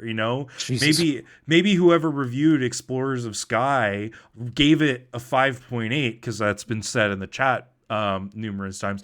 Maybe IGN reviewer who gave it a 5.8 gave it a 5.8 because they had just played Explorers of Time like the week before, and they were like, hey, this is the same game I played a week ago. Like, okay, yeah, that's fine. Like, I'd understand giving it a 5.8 then. I gave you some a 0.5 because I had just finished Sun and Moon like literally 6 months ago, and those two games are basically the same story. Like you can justify anything you want as long as like depending on the circumstance that you you experience it in, you know? And like it's ironic too that Death, you mentioned Donkey, who is known hater of Xenoblade, and like that's like Oh some of boy. my favorite games of all time. You know, it's like you can have your opinions and they can exist independently from reviewers and whatnot. So that's my thoughts on this. Like it's pretty simple. It's like the like yeah, you can if you want. Like you can like trusting reviewers. I think like it's like no, you can't because they're not going to have the same opinions as you, right? Um but like in terms of like are they useful? They can be if you use them in certain ways.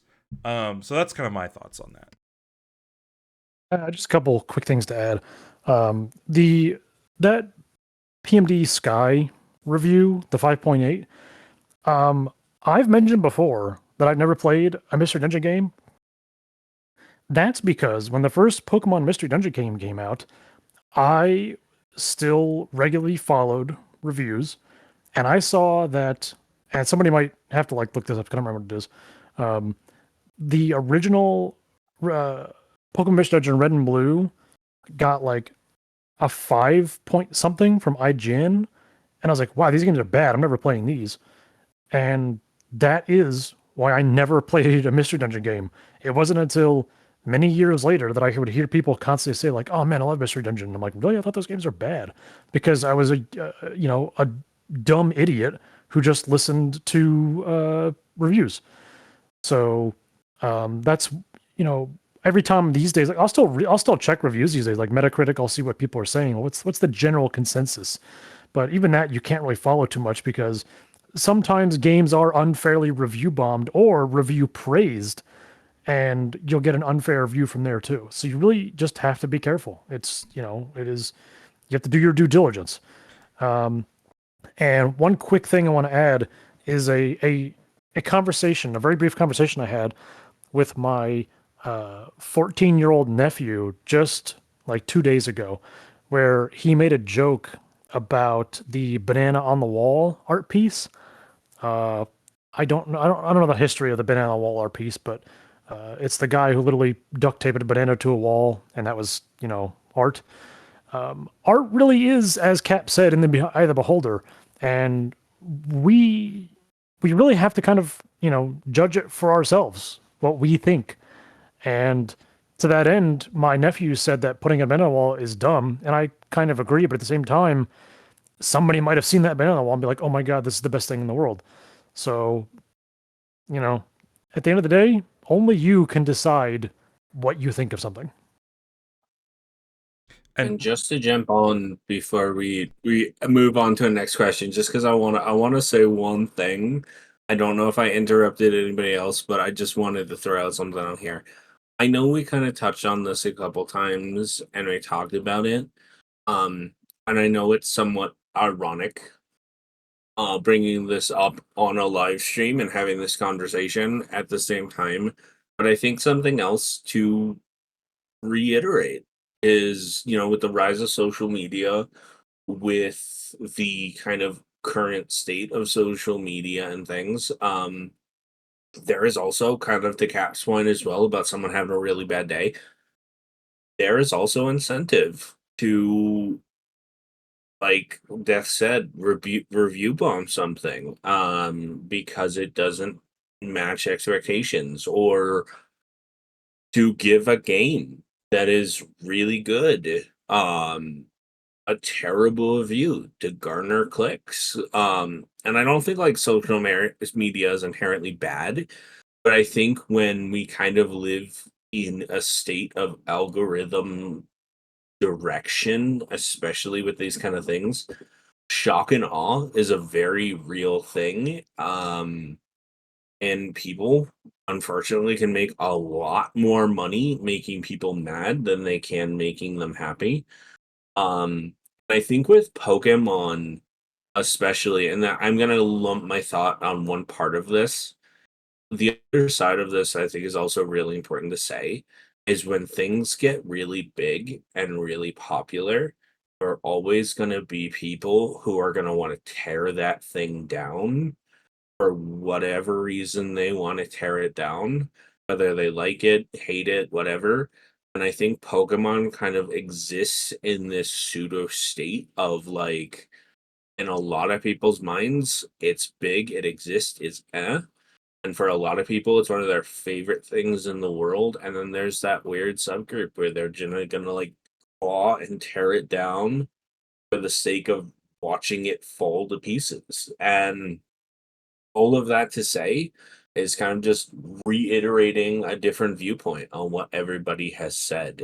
Um, we are almost 2 hours in, so I wanted to do one last question. But is there any quick thoughts that anybody has I before we reviewed a go game on to our once. next question? Oh, go ahead. No, I just put it in the side chat. I reviewed Omega Ruby Alpha Sapphire for Bulba News back in 2015. There it is. You can check it out. Perfect. I'll read it later. With that, I just want to move us on to kind of, and I'm gonna combine. Well, I'm gonna focus on this question because I think this is the heart of this conversation, and I think it's a good place to kind of break it down. And Abby, I actually want to start with you on this one, because there's, you and I have agreed on different things. We've agreed on a lot, and I think it's a great way to transition out. Abby, do you think that fan division is even a problem? And on the other side of that, do you think that the division has inspired too much hostility among the actual fan base, or do most fans just move on? Yeah, I would say that to be a Pokemon fan currently is frankly kind of miserable. Not in the overall sense. The games are good. I have fun with that. There are a lot of great people in the community, but as soon as you venture outside that and try to express an opinion on just about anything, it really gets messy fast. Like, and this is a symptom of the broader gaming culture, which is very, even more so than I think a lot of other types of media, is very what's the word? Let's just say heated right now. I think games are particularly bad, and Pokemon even beyond that is, there's just such a high level of this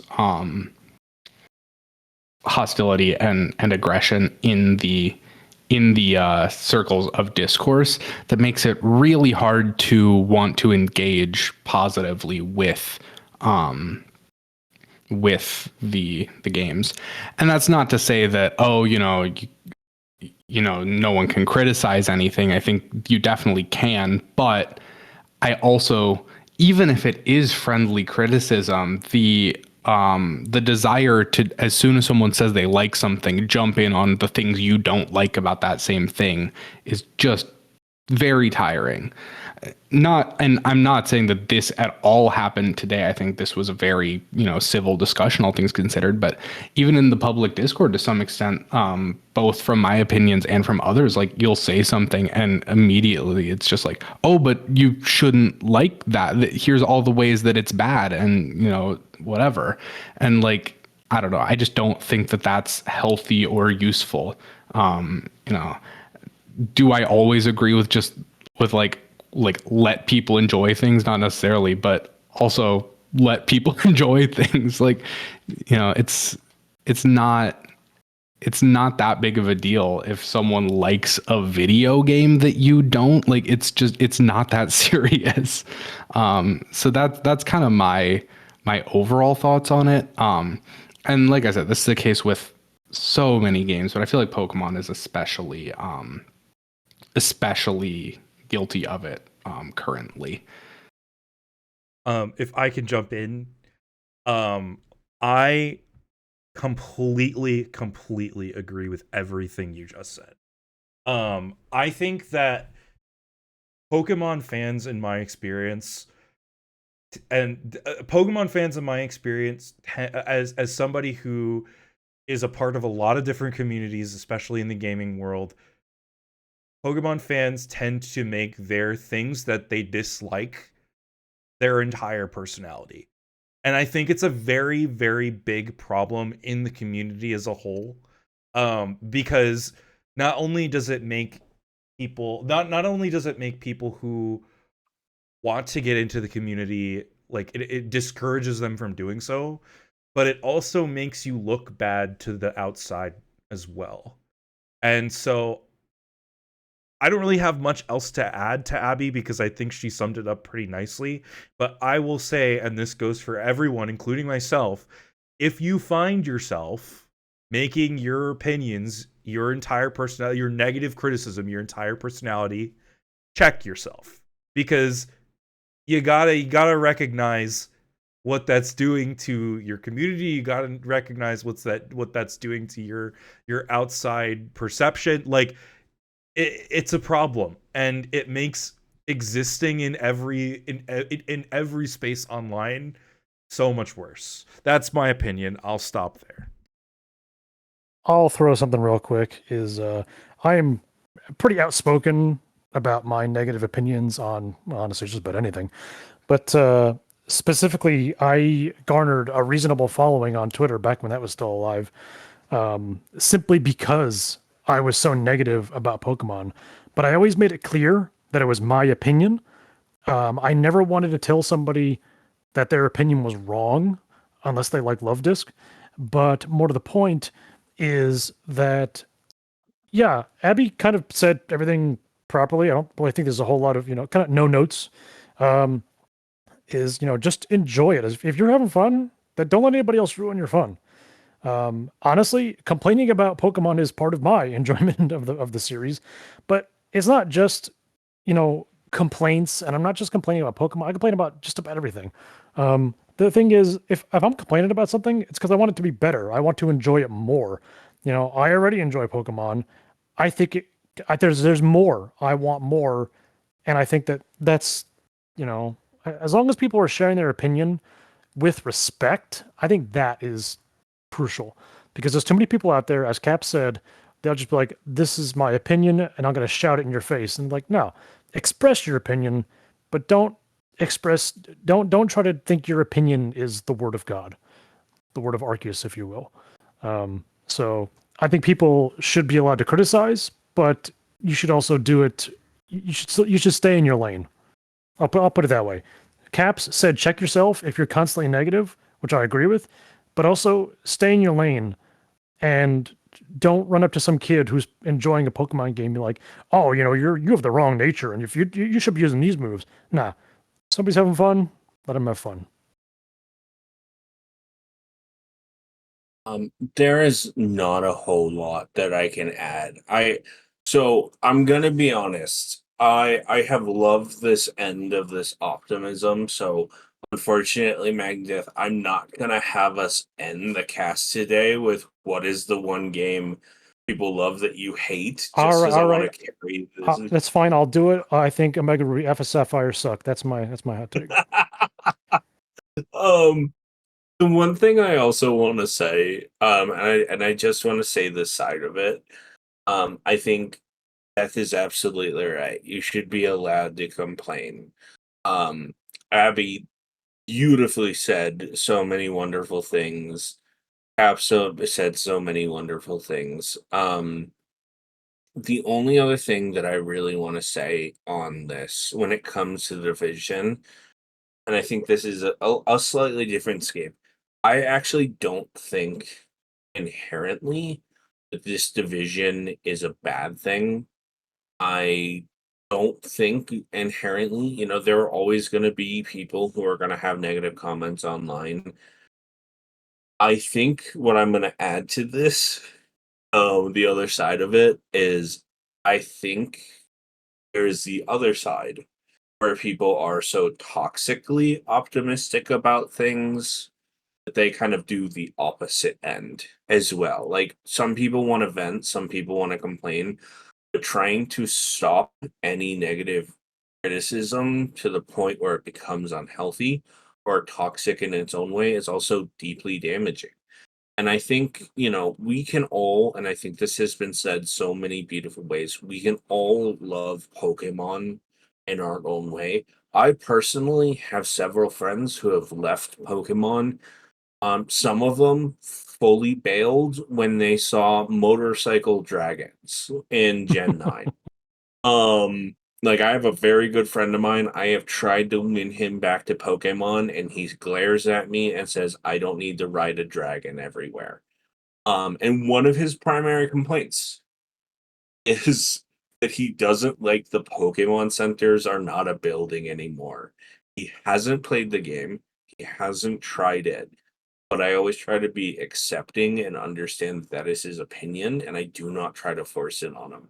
And there's a lot that I can say here, but I'm not going to move us forward in that. One thing I do want to say, though, just to move us into a realm of optimism and thinking, is also to encourage the idea that we have to be responsible with how we share either our optimism or our pessimism.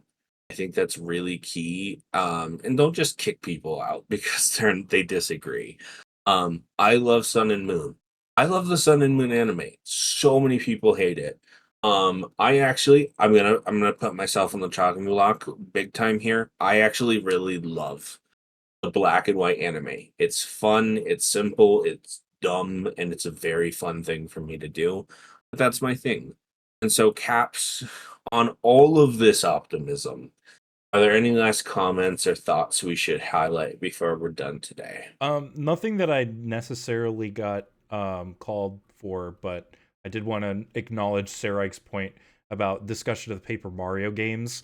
It's the same thing, it's like, you say you like X and Y and then you get flamed, or you say you like Sword and Shield and you get flamed. It's the same thing in the Paper Mario community, where if you say you like Color Splash or Origami King, I do think that Sticker Star is pretty universally hated even by that community. But pardon me. Hydrate. But it's a good comparison. I have been hydrating, I promise. But aside from that, just like I feel like everybody's just had such awesome takes in the chat today. I've seen a lot of familiar faces, I've seen a lot of new faces, but everybody's been sharing their opinions, and it's been great to see. So thank you guys. Thank you for joining. If they're enjoying. Yeah, and we'll do a formal outro as always. And Abby, I'm actually gonna start with you. Can you remind us who you are, what you do, where people can find you? And I'm gonna say our outro question is gonna be: can you spend 1 minute defending a Pokemon that you absolutely love that you think people hate? All right. Yeah. So yeah. I'm Abby. Like I said, I'm on the Discord. I'm on Twitch here. Just find me there. That's where I spend most of my time anyway. But in terms of a Pokemon that I think people dislike that I really like, I also was not a fan of it for the longest time, but I used Barbaracle on my ZA team, and that guy is awesome. Yeah, he is. Is he objectively ugly? Yeah, kinda. But I love him. I think it's really cool to have like a barnacle Pokemon, all the like hands on the eyes. That Mega, I was so happy to see that Mega. And I think they did a really good job with that, even if I'm not a huge fan of the new typing. Why is it no longer water? But yeah, he's great. And honestly, prior to using it, it wasn't even like I didn't like him. That is one of the Pokemon that I just never thought about at all.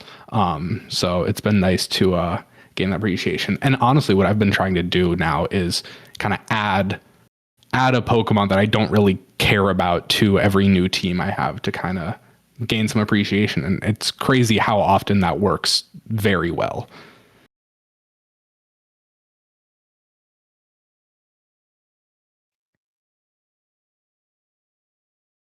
Sorry, I got this. I was thinking about that and love that so much. I got to share. Death. Can you please let everyone know who you are, where they can find you, what you do, and can you defend one Pokemon? Like, spend a minute defending one Pokemon you think people hate. And I know you had one other thing you also wanted to say as well. Yeah, I'll start with that real quick. Is Road, when you mentioned toxic positivity in Pokemon, and that is one of my biggest pet peeves of the Pokemon fan base, is when there is a clearly a bad or dumb decision, and if you like something that is not popular, like we didn't get to talk on gimmicks too much. I hate Pokemon gimmicks. I'm old, remember. So I don't like Mega Evolutions. I don't like Z moves. I don't like Dynamax. I don't like Terrestrialization. I'm not against fun gimmicks. I just don't think that any of these are that good. I'm not going to get off on that. That's a totally different topic.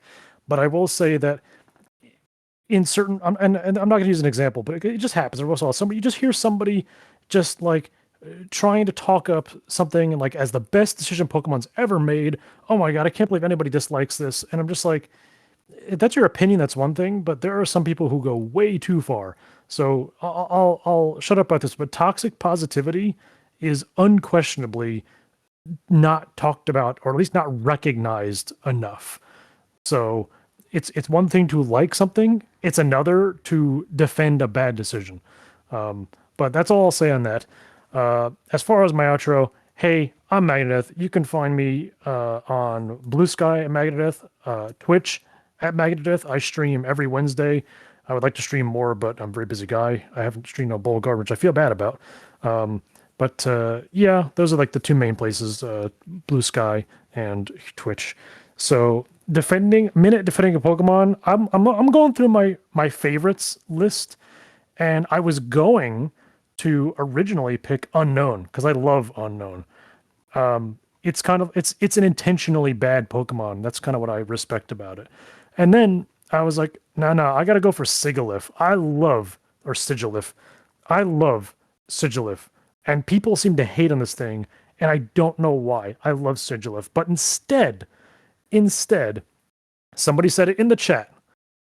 The elemental monkeys. I actually don't like most of them either, except for Simipour. Simipour is actually completely, legitimately a great water type. And do not sleep on Simipour. It can be a fantastic Pokemon, especially for a single playthrough, like a story playthrough. It's got a fun design. It just looks like a monkey that's just like chilling. It's got the eyes closed, like it's waving. I don't understand. I actually don't understand the intense hatred of the monkeys in general. I don't like them, but I don't like fervently hate them like everybody. I don't understand why. To me, they're very middle of the road, except for Simipour. I used one in one of my Gen 5 runs. Her name was Surfin' Sally, and she did an awesome job, and I will gladly use the Simipour again. So that's my defense. Don't hate on Simipour. Get it out of the bottom 6 of our Bulbapedia rankings. Surfin' Sally deserves better, damn it. Awesome. Caps, I'll let you do the final outro. If 'Cause I don't mind, if you don't mind, I'll jump in first, and then you can close us out if that's okay. Anyway, yeah, thank you guys for jumping in, and thank you Abby and Death for hopping on as well. My name's Caps. Again, I run the whole behind the scenes of the Twitch and YouTube stuff, so I'm here all the time. I stream on Thursdays and Saturdays. Also, I do also stream on my personal channel. I'm going to very unshamelessly shout that out too. So I stream there like once a week now, looking to do more. But in terms of Pokemon that I like that others hate, I'm gonna go to the babies. Actually, I feel like the babies tend to get a lot of hate. But there's one in particular that I have a soft spot for, and it's Smoochum. And the reason for that is similar to Abby. I actually used Smoochum, not in a main series game, but in Mystery Dungeon. It's very, very good for the late game challenge dungeons, specifically in Explorers of Sky. It's very, very good because it learns Powder Snow at level 1. And in those dungeons, you get sent back to level 1. And Powder Snow is really, really good in that game because it affects every single Pokemon in the room with you, aside from you, which is great.